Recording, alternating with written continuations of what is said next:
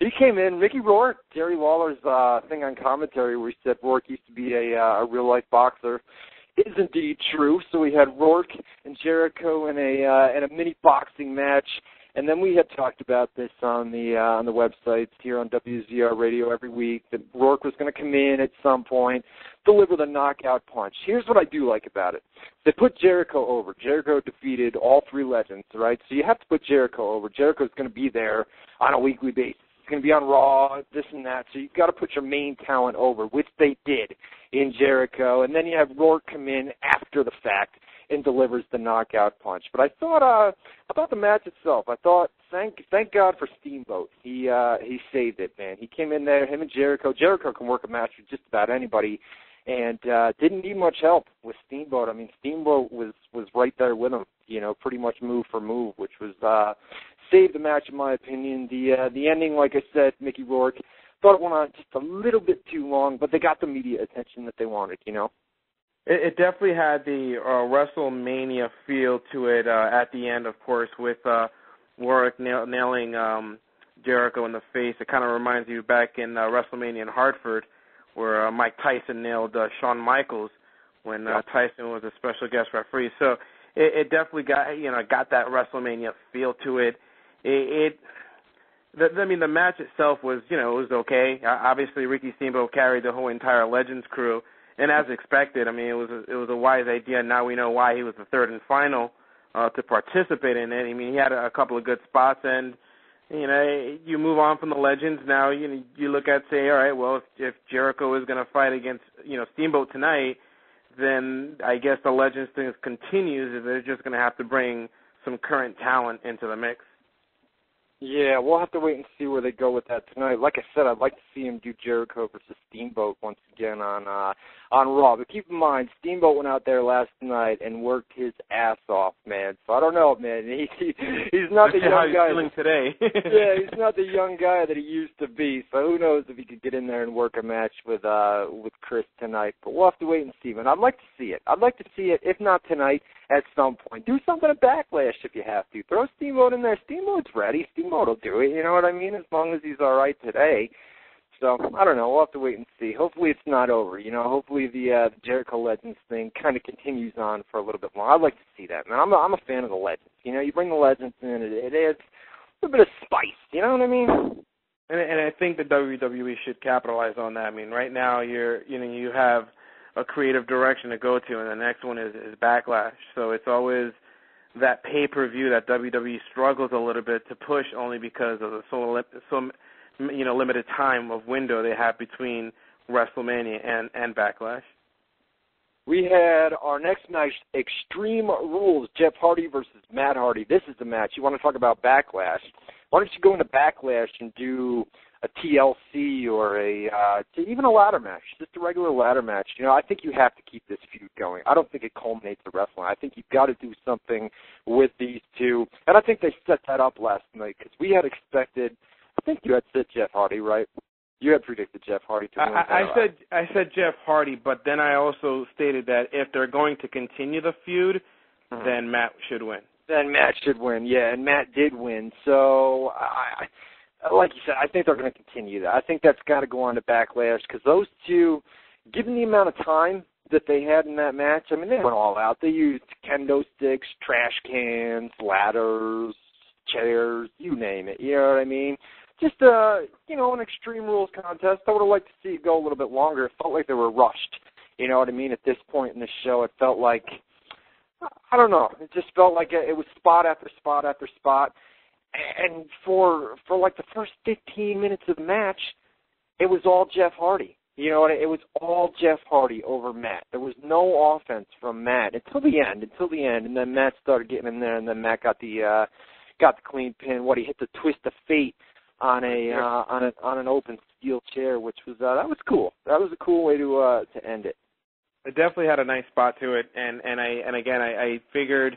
I didn't think the WWE was going to end this thing, but then again, you never know with the draft and chop back. with all the talk, Jeff Hardy might end up on Monday Night Raw. Yeah.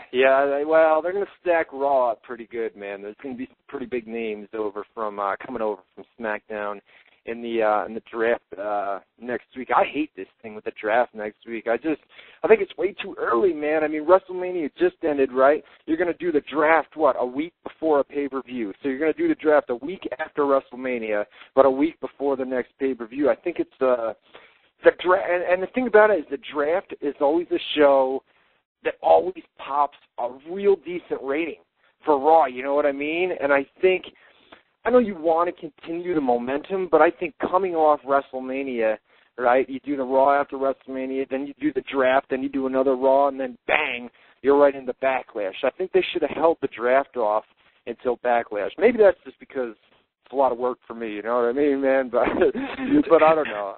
I think at the end of the day, what they're trying to do is they're trying to create the momentum of WrestleMania carrying over, doing something dramatic like a draft, which then in return you're going to have the Backlash pay-per-view. So to rethink things, tonight's Raw, I'm sure they're going to work on the main events of the event itself, but the undercards might not develop until next week once we get a better idea of what is going to come out with the draft.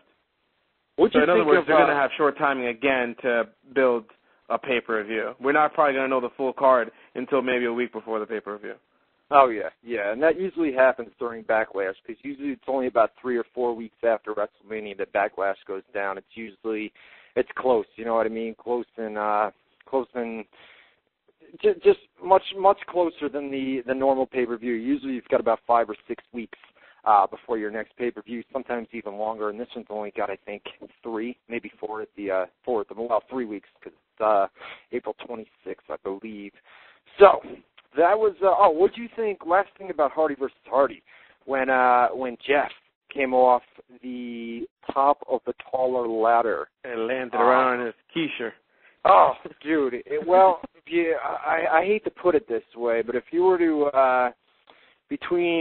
at the top of your ass crack, right, and the lower back, right in there is where, oh, God, dude, I mean, to come from, 15 feet up off that ladder, and land right on that point, right in the lower back area. I just thought, oh, man, I don't know if he's going to get up. Nonetheless, Jeff Hardy is a tough SOB for sure, because that was brutal, just an absolutely brutal spot.